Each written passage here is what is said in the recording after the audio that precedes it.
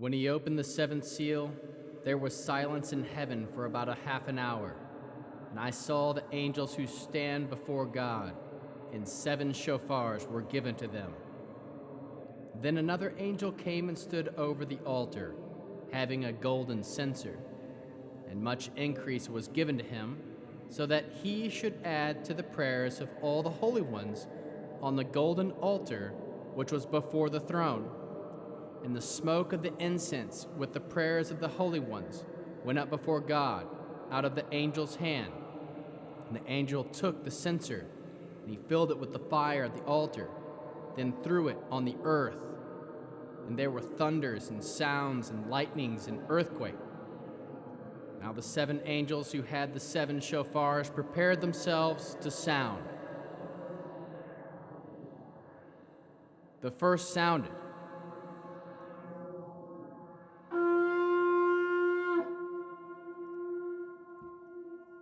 There were followed hail and fire mixed with blood. They were thrown on the earth. 1/3 of the earth was burned up.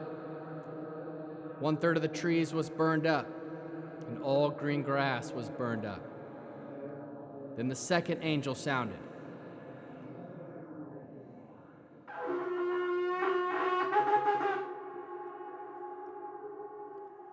Something like great burning mountain was thrown into the sea. 1/3 of the sea became blood.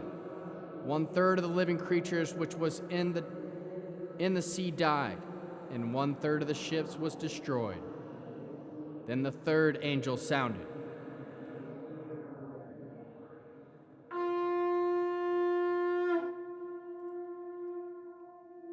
And a great star fell from heaven, burning like a torch, and it fell on 1/3 of the rivers, and on the springs of the waters.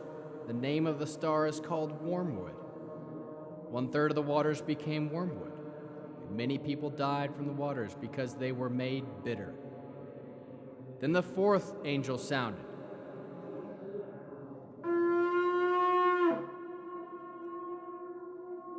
One-third of the sun was struck, and 1/3 of the moon, 1/3 of the stars, so that 1/3 of them would be darkened, and the day would not shine for 1/3 of it, and the night the same way.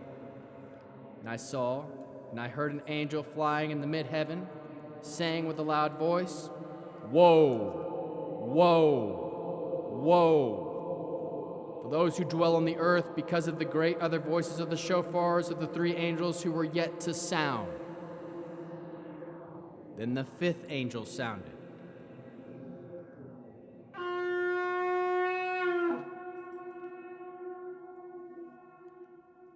And I saw a star fall from heaven, which had fallen to earth, and the key to the pit and the abyss was given to him.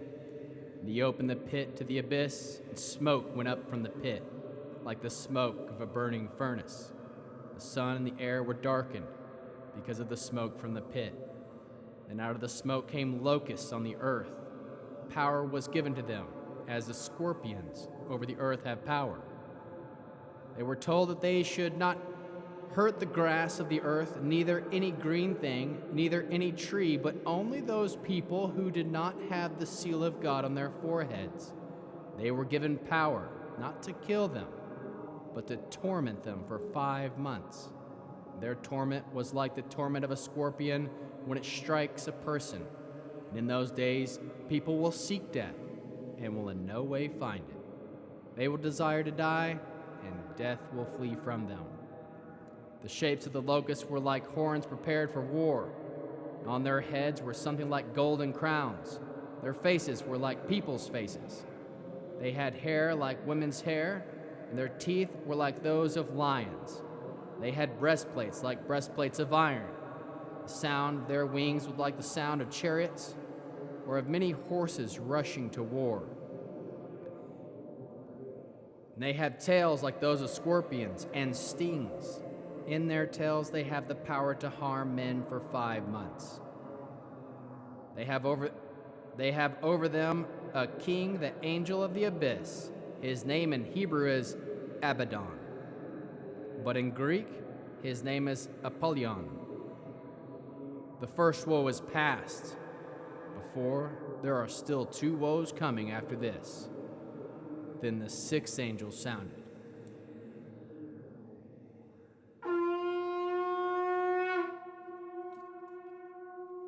I heard a voice from the horns of the golden altar which is before God, saying to the 6th angel who had the shofar, "Free the 4 angels who are bound at the great river Euphrates."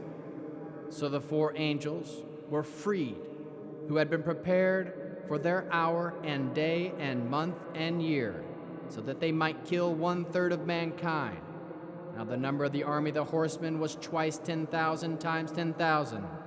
I heard the number of them, and thus I saw the horses in the vision, those who sat on them having breastplates of fiery red, hyacinth, blue, sulfur, yellow. The horses' head resembled lions' heads. Out of their mouths proceed fire, smoke, and sulfur. These 3 plagues were 1/3 of mankind killed by the fire, the smoke, the sulfur, which proceeded out of their mouths.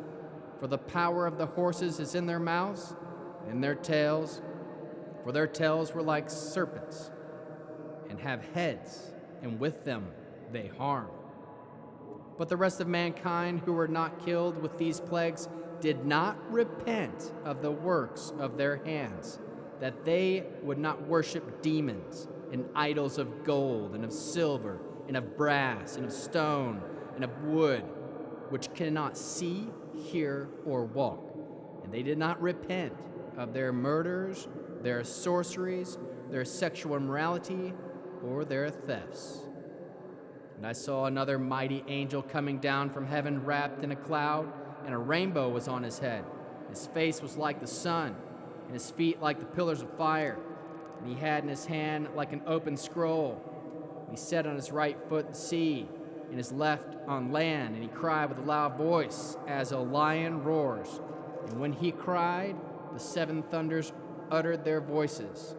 Now when the seven thunders sounded, I was about to write, but I heard a voice from heaven saying, "Seal up the things which are the 7 thunders said, and do not write them."